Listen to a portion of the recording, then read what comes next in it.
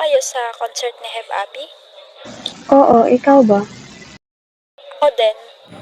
Alright, see you there. Ako rin pupunta. Sige, see you. Hey, Clamboy.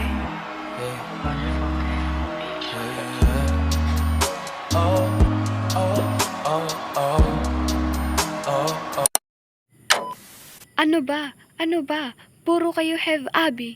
Nasaan ba ang panitikan ng mga Pilipino? Ako si Francisco Balagtas, ang nagsulat ng obra maestrang Florante at Laura. Narito ang kwento sa pag-iibigan nila Florante at Laura. Nagsimula sa simple na pasulyap-sulyap, nagpapapansin sa'yo. Umabot sa palitan ng mga mensahe, kilig na kilig ako. Kumusta, kain na, hello, magandang umaga. Ngunit sa kabila ng lahat, may digmaan, kataksilan, at pag-aagawan.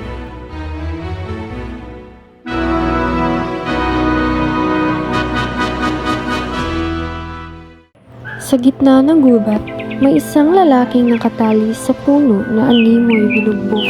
O aking Diyos Ama, Habang nakatali sa puno, sinasabi niya ang kanyang mga nakaraan at isa na rito ang Albania, ang kaharian kung saan siya isinilang na ngayon nanganganib.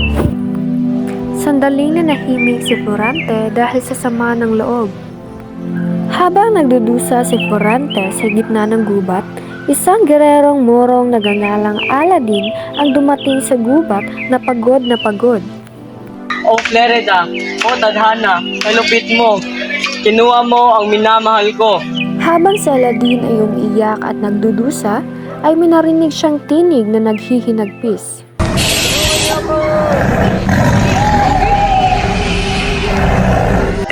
Ano yung tinig na aking naririnig?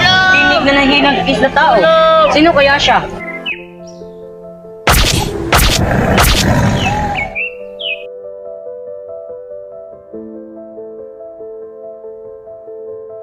Dinala ni Aladdin si Florante sa malapad na bato at pagkalipas ng ilang oras ay namulat si Florante. Sino ka? At bakit ako narito? Ako si Aladdin. Ako ang naligtas sa iyo. Hindi mo ba napapansin na tayo ay magkaaway?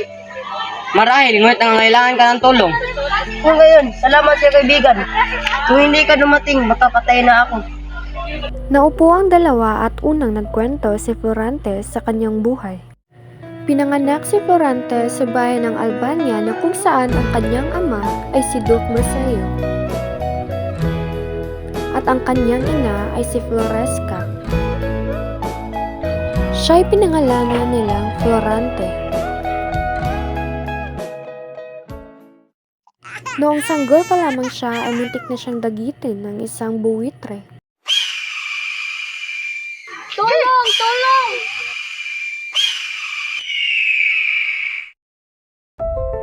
Pagkalipas ng ilang taon, pinag-aral siya ng kanyang ama ngunit ayaw pumayag ng kanyang ina. Bakit kailangan pa niyong umalis? Dahil mas maganda ang pagkakaroon. Hindi siya mag-aaral, ano na lang kinabukasan niya. Sino mag-aaral ka sa kanya roon? Alagaan siya ng kanyang mga gurot, kaibigan doon. Pagdating ni Florante sa Atenas, ay binati agad siya ng kanyang guro na si Punong Antenor. Bakit nila kay lungkot mo? Ayaw po kasi ako umalis sa Albania.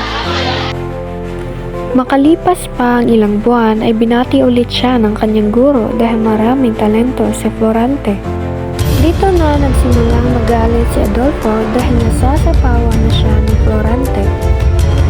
Isang hapon, tinipon ni Antenor ang mga estudyante. Karoon ng pagsasalula ng trahedya ng dalawang apo. Na magsimula na ang dula-dulaan, nalisik ang mga mata ni Adolfo kay Florante. Ikaw ang umakas sa pilang ko, dapat mamatay! Natapos na ang pagdiriwang at di na nakita si Adolfo. Makalipas pa ang isang taon ay may isang sulat na dumating na nagsasabing pumanaw na ang kanyang ina. Daan mo, Florante, palagi mag-iingat ka nun. Nandro, mama ka kay Florante sa Albania. Pagdating sa Albania, O aking ama. Bunso. Gandang araw po. Nangihingi po ng tulong ang Crotona dahil nanganganib ito. Sige, pupunta kami. pagdating sa palasyo ay sinulubong sila ni Haring Linceo. Magandang araw po, mahal na hari. Ito pala ang aking anak na si Florante. Ang batang nasa aking panaginip, napapalit sa aking trono. Ngunit nasilayan ni Florante si Laura sa hardin ng palasyo. Kaya nilapitan niya si Laura. Walang umaga siya, bilang. Kanina pa kita napapansin. Magandang umaga din, Sir Florante. Salamat sa iyong papuri. Palagi kang ipinikwento sa akin ng iyong ama. Ngayon makilala kita ng lugar sa. Gayon din ako. Ngunit ilang araw na lang, nahalis ka na rin. Tara, pasok na tayo. Pagkatapos ng 3 gabing piging ay naghanda na si Florante para sa labanan. Pagdating nila Florante sa Crotona ay nakita nila ang hukbo ni General Usmali.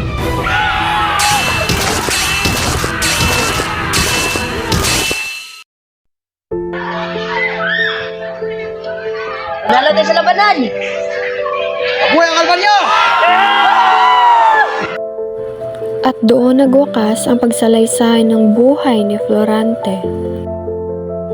Sumunod naman si Aladdin. Siya ay nanggaling sa syudad ng Persia, anak ng bantog na Sultan Ali Adam, ngunit siya ay pinagtaksilan. Sa kabilang dako naman ng gubat, Sumunod ka na lang! Hindi ka na! Huwag ka na maingay!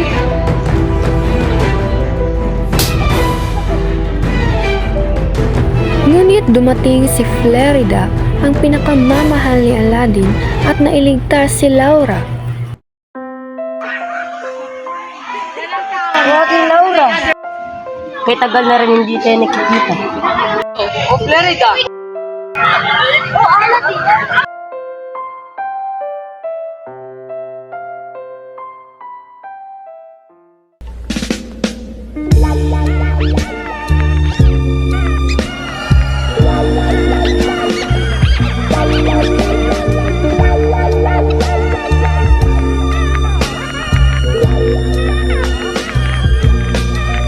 I'm so tired of playing with this bow and arrow. Gonna give my heart away.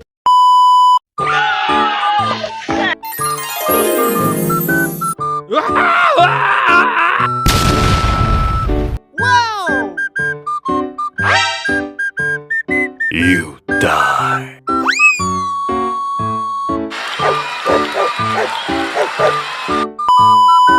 Bakit titila kay Lucas mo? Ay, balik ka! Ikaw ang umakasara mo! Dapat mamatay, hawad la!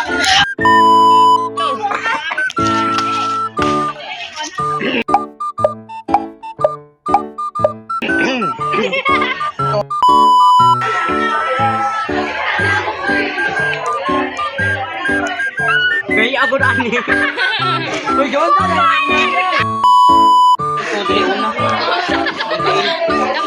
Una, so,